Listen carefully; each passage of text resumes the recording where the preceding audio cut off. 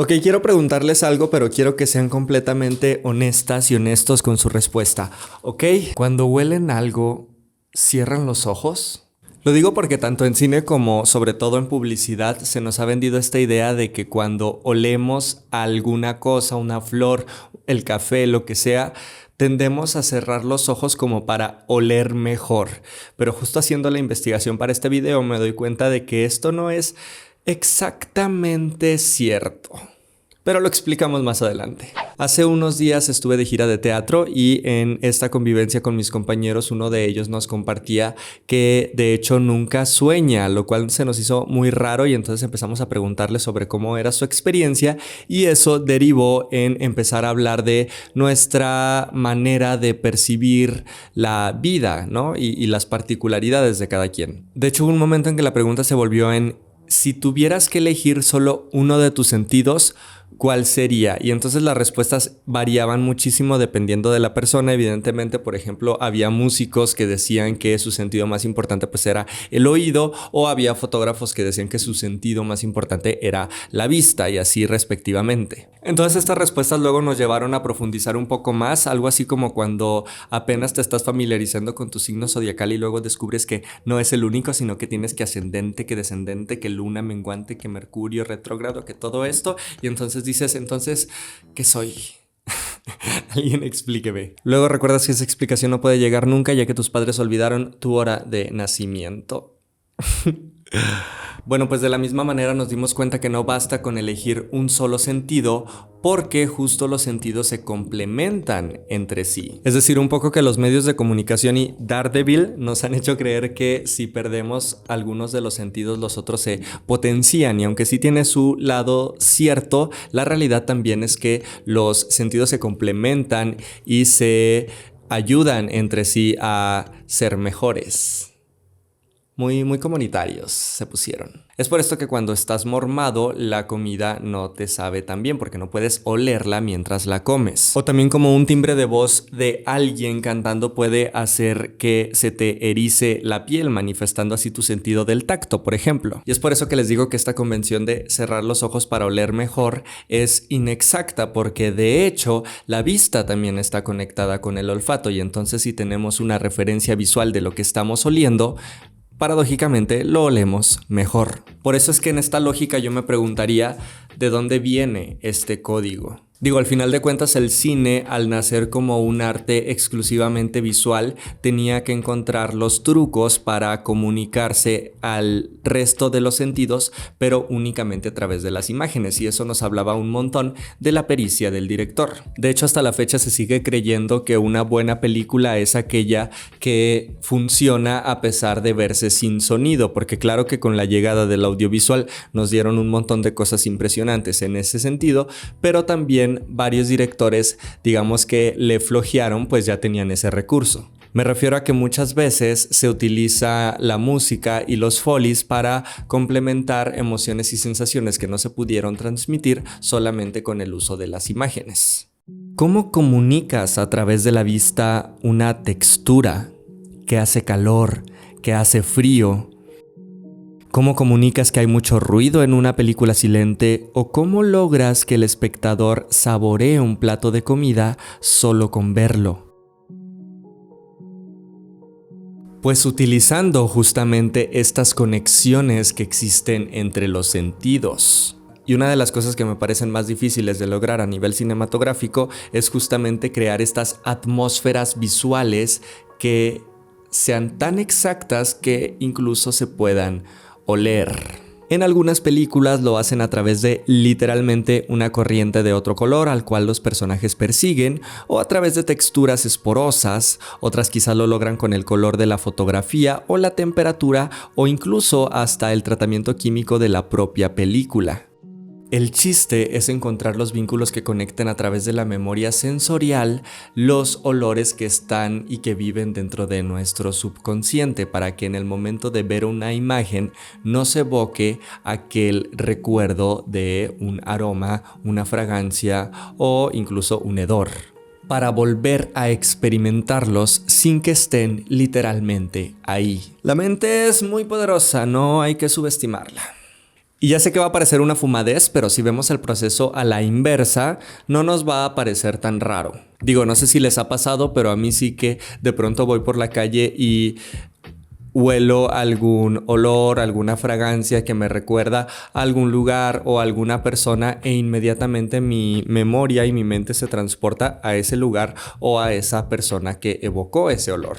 Y ese recuerdo luego se manifiesta a través de una imagen en mi mente, que de hecho es algo que me ha pasado desde que utilizo los perfumes de Dossier, más específicamente el primero que me mandaron, que fue el Amber Tea Saffron, que tiene unas notas bien ricas a mandarina, que me han dado como una especie de branding con mis conocidos, porque entonces me dicen que ya saben cuándo me acerco, porque tiene un olor muy característico que ya asocian a mi persona, sobre todo porque son fragancias con muchísima calidad, proyección y durabilidad que me permiten oler bien la mayoría del tiempo sin casi la necesidad de retocar. Y justo me han mandado 2 nuevas fragancias para que las pruebe. Una es esta llamada Spicy Vainilla, que regularmente es un olor que me gusta, que me representa, y la fragancia en específico es un poco más fuerte de lo que me esperaba, pero igual la puedo utilizar en ocasiones especiales como una fiesta muy elegante, por ejemplo. Como saben, estas son fragancias que recrean otras de diseñador con la misma calidad, pero a un muchísimo menor precio. De hecho, esta Spicy Vainilla está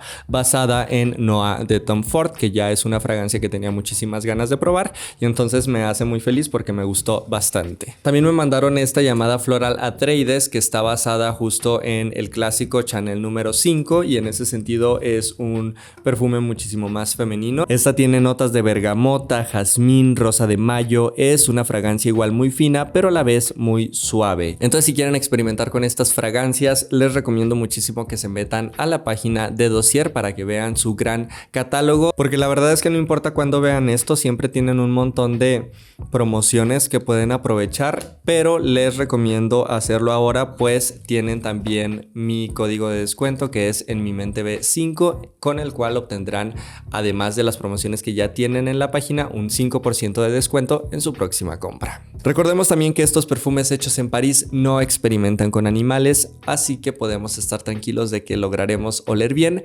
sin necesidad de ningún tipo de violencia en el proceso.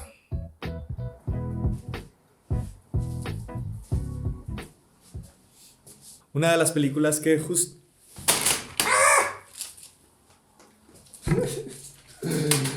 Fijamos que eso no pasó. Una de las películas que justo me vienen a la mente cuando hablamos de cine que se puede oler, pues es justamente El perfume de Tom Tykwer, que nos cuenta la historia de un perfumista que extraía el aroma de los cuerpos de sus víctimas. Esta es la adaptación en cine de una novela homónima, y justo la crítica que se le hacía cuando salió es que no es lo suficientemente olfativa como si lo era el libro. En Apocalipsis Now de Francis Ford Coppola se hablaba del olor a napalm, que referenciaba a gasolina y sangre quemada a raíz de la guerra y se representaba a través del color en la fotografía.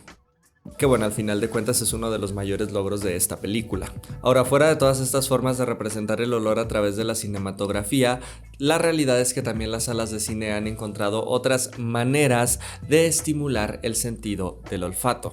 Ya saben, tuvimos primero cine silente, luego cine a color, llegó el cine sonoro, el 3D, incluso hay un cine que sirve los platillos que salen en determinada película a los espectadores, pero el registro más antiguo de llevar el sentido del olfato al cine fue en 1906, en el cual el empresario Samuel Roxy Rothafel llenó su cine de bolas de algodón empapadas de agua de rosas que rociaban su aroma a través de ventiladores por toda la sala cuando salía una escena justamente que se trataba de flores. Luego en 1929 para The Broadway Melody, el primer musical de la Metro-Goldwyn-Mayer, que de hecho ganó un Oscar a Mejor Película, se rociaron perfumes en la sala de cine a través de aspersores dirigidos a los espectadores. Pero estos experimentos no tuvieron mucho éxito porque aunque lograban aromatizar la sala, luego el problema que presentaban es que no podían desaromatizarla, no podían ventilarla, y entonces todos los aromas y todas las fragancias se mezclaban, creando pues una incluso pestilencia,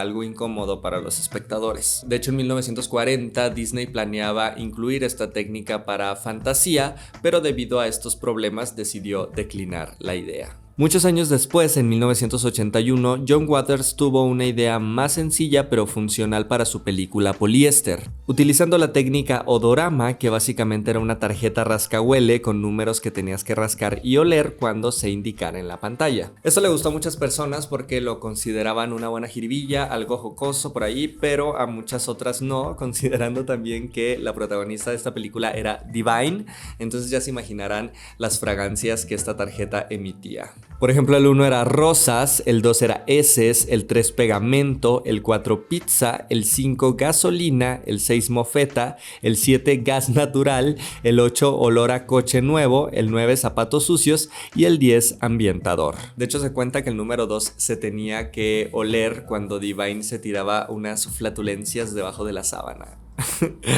Y ahora esta no fue la única película que utilizó esta técnica, porque de hecho más recientemente los Rugrats o mini espías también la implementaron. Pero cuéntenme, ¿a ustedes les gustaría experimentar con esta técnica? A mí sí, pero siento que sí saldría con la nariz más irritada que cuando pasas por la entrada de Sears.